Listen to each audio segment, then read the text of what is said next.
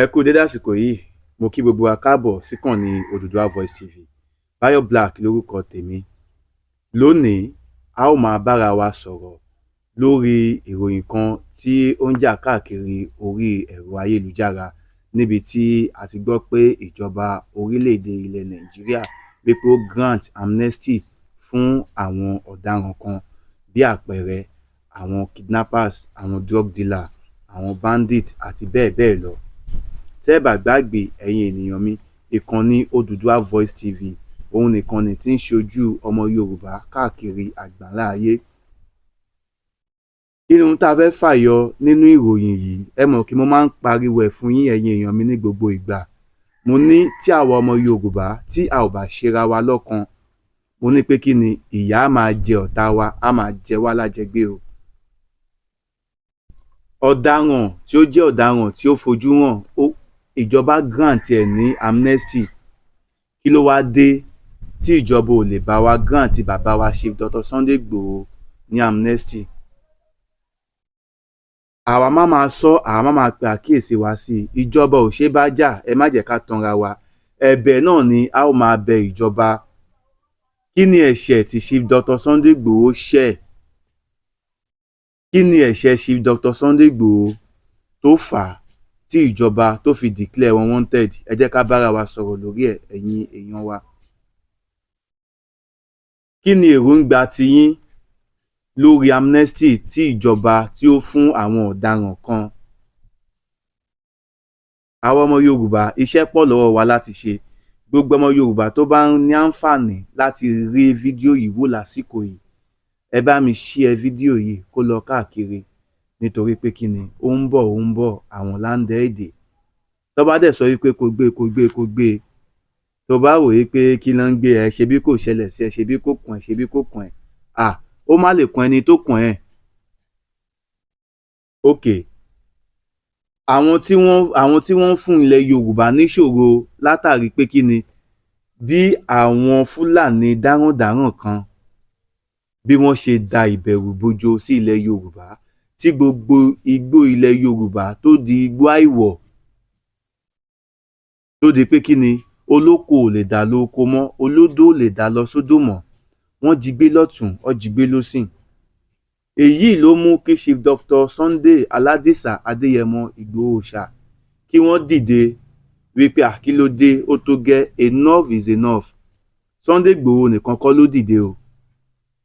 Sunday Igboho àti àwọn ọmọ ọkọ ilẹ̀ Yorùbá kan àti àwọn ọmọ Yorùbá tí nǹkan tí Chief Dr. Sunday Igboho ń sọ tó yé, torí ká má tanra wa, kì í ṣe gbogbo ọmọ Yorùbá nìkan tí Chief Dr. Sunday Igboho ń sọ, kì í ṣe gbogbo ọmọ Yorùbá ló yé.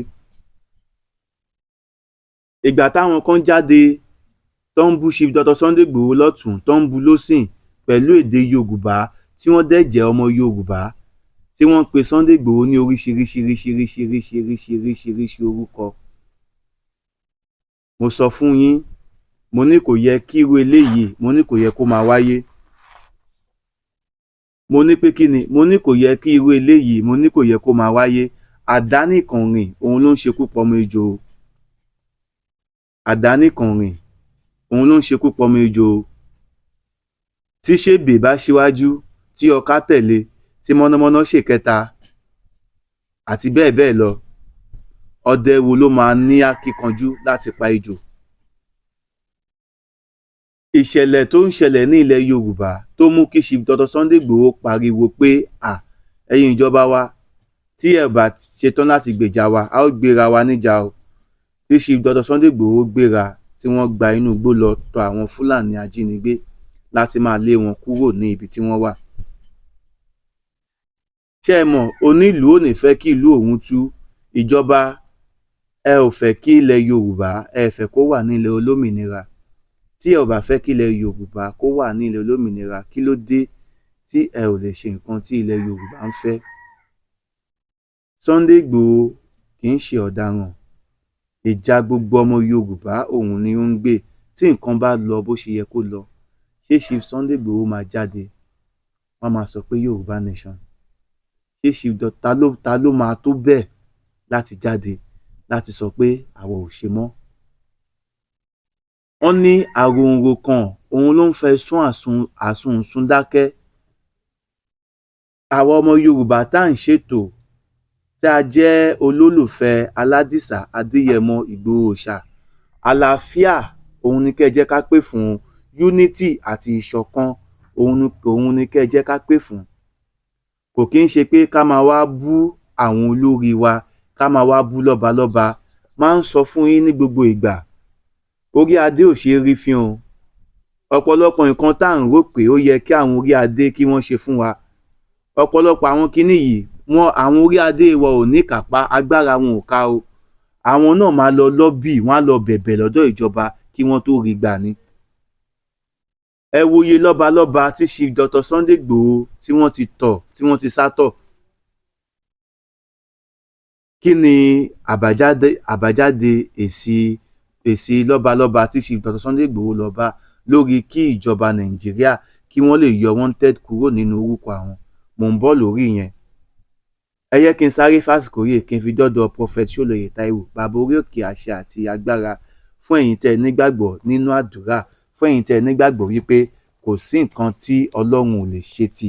Ẹ pè Prophet Ṣólóyè Táíwò, ẹ pè wọ́n sí orí ẹ̀rọ ìbánisọ̀rọ̀ tí mo fẹ́ pè yìí, +234 70 25 47 54 27.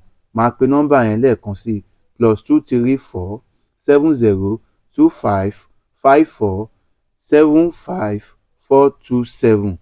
Nọ́mbà tẹ́ máa fi bá Prophet Ṣólóyè Táíwò sọ̀rọ̀ ní bàbá orí òkè àṣẹ àti agbára.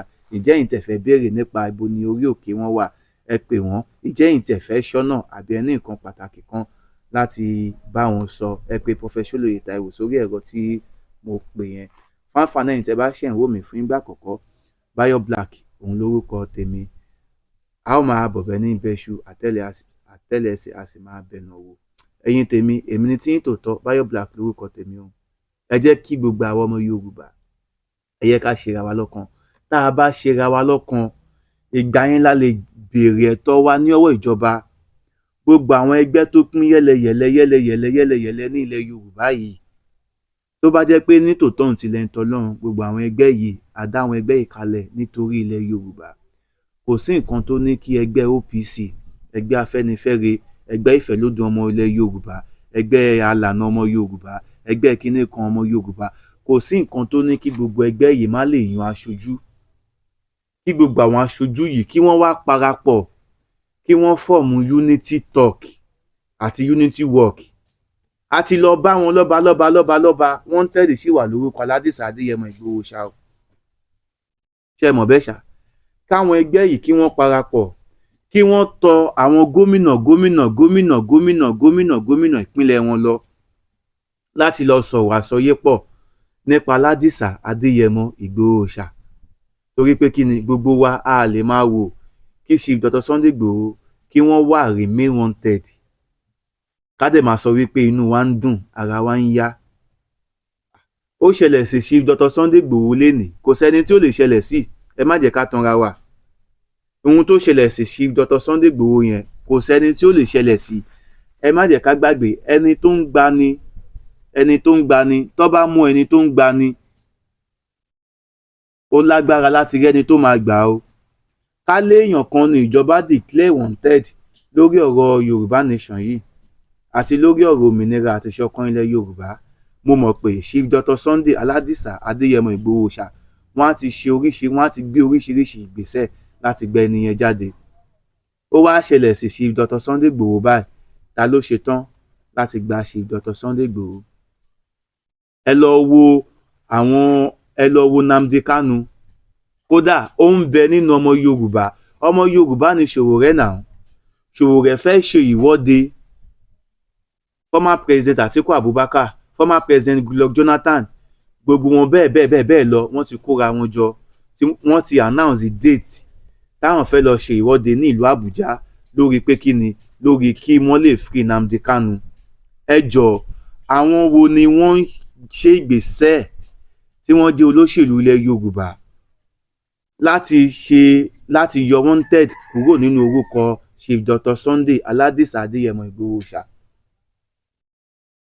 Ẹ má jẹ́ ká ṣàbòsí ara wa ọmọ Yorùbá. ẹ má jẹ́ ká tara wa lọ́pọ̀, ẹ má gbàgbé bí kulé ò bá pani tòde ò lè pani o, òní la rí kò sẹ́ni tó mọ̀la o.